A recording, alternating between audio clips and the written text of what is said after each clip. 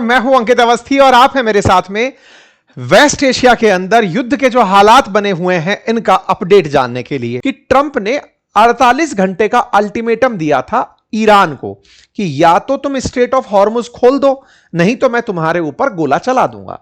उनके कहने के बावजूद ना इजराइल रुका ना ईरान रुका। आज के सेशन में जिक्र कर रहे हैं कि ट्रंप की कोई सुनता क्यों नहीं है। तो ईरान वालों ने सबके सामने यही बात रखी और कहा कि आप लोगों को क्लियर रहे कि हम गोला चला रहे हैं। इनने उठाया और चला दिया इजराइल पर गोला।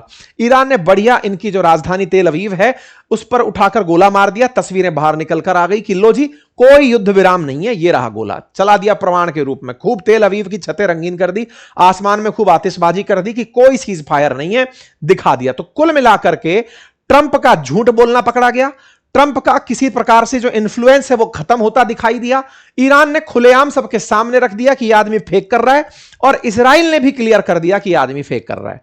मतलब इजराइल ने भी साफ कह दिया कि हम इसकी नहीं मानते। इजराइल उस समय भी गोला चलाता रहा जब ट्रंप कहते रहे। इन्होंने इतना तक कर दिया ईरान ने कि यूएई के अंदर जो इनका डेटा सेंटर है उस पर गोला मार दिया। सैटेलाइट इमेजेस निकालकर दिखाई कि ड्रोन ने कैसे हमला किया, छत में छेद कर दिया, बिल्कुल बोले अंदर तक जाकर डेटा सेंटर में घुस गए। ये सारी की सारी बातें हुई। ईरान ने खूब सारे कुवैत सब पर गोला चलाया। तो कुल मिलाकर ट्रंप का यह पूरा वादा फेक निकला। इसके बाद में इजराइल का भी अपनी तरफ से हमला रहा। ईरान के उर्मिया शहर पर हमला हुआ, 5 लोगों की मौत हुई। इजराइल ने ईरान पर और बेरूत पर बम चलाए। यह सब चलता रहा। इजराइल ने 2 वैज्ञानिकों को भी मार दिया, बताया, जो कि एक इलेक्ट्रिकल इंजीनियरिंग था, जो मतलब ये न्यूक्लियर बॉम्ब वगैरह के नाम पर इन्होंने 2 इंजीनियर्स को इनके यहां पर भी मार दिया। कुल मिलाकर के आईडीएफ ने अपनी उपलब्धि गिनाई कि हमने खुद फोर्सेस का इंटेलिजेंस हेडक्वार्टर मार गिराया, एरियल डिफेंस हेडक्वार्टर मार गिराया। इजराइल इसके अंदर अपने आप को विनर मानता भी है और वो सही भी है। भाई इजराइल की लड़ाई है, इजराइल जीतता चला जा रहा है, अपने हिसाब से उसके मुद्दे पूरे हो रहे हैं। जो दुश्मन थे वो मरते जा रहे हैं। इधर जो बात फंसी है वो अमेरिका की बेइज्जती की फंसी है, बाकी कुछ हो नहीं रहा। कुल मिलाकर ये हुआ। खूब तस्वीरें आई स्काई के अंदर, खूब तेल अवीव में रात को रंगीनियां देखने को मिली। इस पर फिर से ईरान वाले बाहर निकल कर आए और उन्होंने कहा कि सुनो भाई सेंटकॉम के लीडरशिप वालों, तुम्हारे यहां का सिस्टम अब कोलैप्स कर रहा है। ट्रंप को झूठ बोलकर दुनिया के सामने सरवाइव करना पड़ रहा है। ईरान के साथ में नेगोशिएशन हुए ही नहीं तो बातचीत कहां है। ईरान की शर्तें अपनी जगह खड़ी हैं। कुल मिलाकर ट्रंप का झूठ फिर से पर्दाफाश हुआ। हम समस्त भारतीयों को इसमें किस बात का आनंद हो रहा है? हमको आनंद इस बात का हो रहा है कि यह वो व्यक्ति है जिसने हम भारतीयों का गजब बेइज्जती किया। कैसे? इसने पाकिस्तान को, जिसकी कोई औकात और वैल्यू नहीं थी, ऑपरेशन सिंदूर के अंदर कंधे पर बिठा के रख लिया और भारत को जहां तहां देखा नीचा दिखाने का प्रयास किया। मतलब कभी इतने फाइटर जेट गिर गए, कभी इतने फाइटर जेट, आप सबको मालूम है ना 11 तक फाइटर जेट ये गिरा चुका है कि इनके 11 फाइटर जेट गिर गए थे। सब फर्जीवाड़ा। इनकी एक एक बात से पता चलता जा रहा है कि कितना झूठा आदमी है। आप इस बात का अंदाजा लगाइए कि इन्होंने अब इस कमी को भी अपनी को रक्षा मंत्री पर डाल दिया है। कल का बयान है रात का, सीज फायर अनाउंस किया था और रात को जाकर इंटरव्यू में जाके बोलते हैं कि मुझसे तो क्या, पीट हेगसेथ जो रक्षा मंत्री है ना, उसने कहा था ईरान पर हमला कर दो। यानी कि खुद भी ब्लेम लेने को तैयार नहीं है, रक्षा मंत्री पर डाल दिया। इंटरेस्टिंग है कि विकिपीडिया पर फॉल्स और misleading statement by Donald Trump नाम से पेज बना हुआ है जिस पर इनके कंप्लीट अब तक के जो भी झूठी बातें हैं उनकी जानकारी है। मतलब इतना झूठ और प्रोपेगेंडिस्ट आदमी है ये। द हिल लिखता है, the world is watching America loss its moral compass and its global credibility. यानी कि अमेरिका अपनी क्रेडिबिलिटी खोता जा रहा है।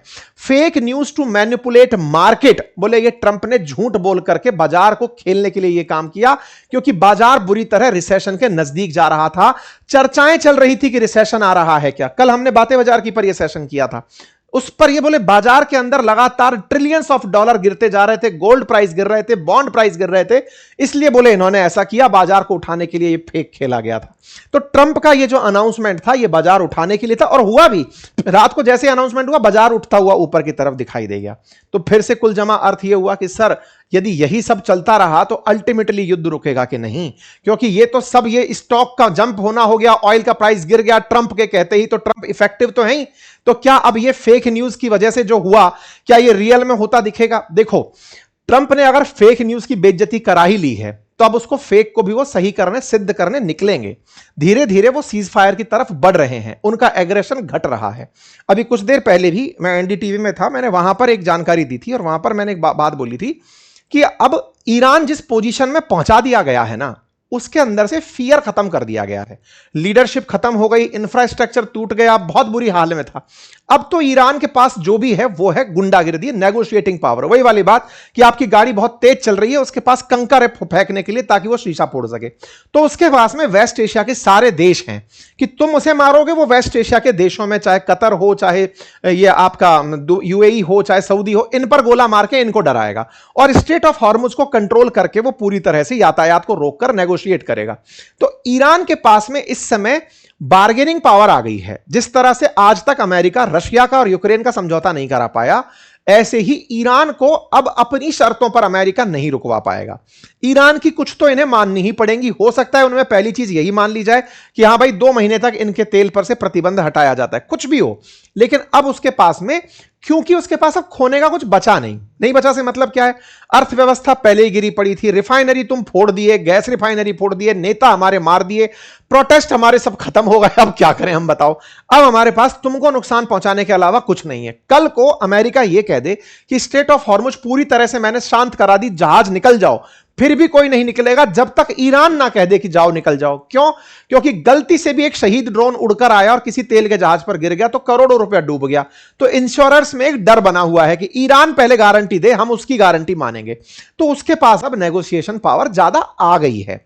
या तो अब इसको ऐसे शांत कराया जाए या फिर कोई बहुत भीषण हमला प्लान किया जाए। भीषण हमले से मतलब है कि अमेरिका और इजराइल मिलकर के ईरान पर कुछ ऐसा प्लान कर दें, जस्ट लाइक न्यूक्लियर बॉम्ब के लिए दोम, कि तुम बेटा अब उठने की भी ना सोच सको। अब पूरा साफ सफाया कर दिया, अब जाकर के स्ट्रेट ऑफ हॉर्मुज खाली होगा। अदरवाइज यहां पर कॉम्प्रोमाइज ही करना पड़ेगा अमेरिका को और इजराइल को ईरान के साथ बैठ करके।